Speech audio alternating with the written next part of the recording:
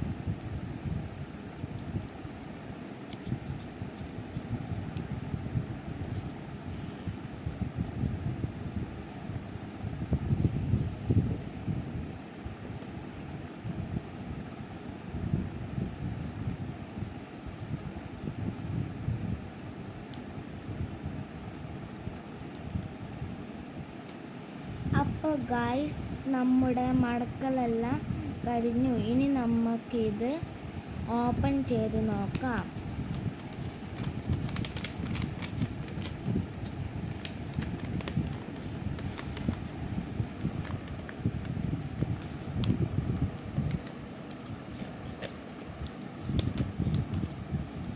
അപ്പോൾ ഗൈസ്, ഇത്രയേ ഉള്ളൂ.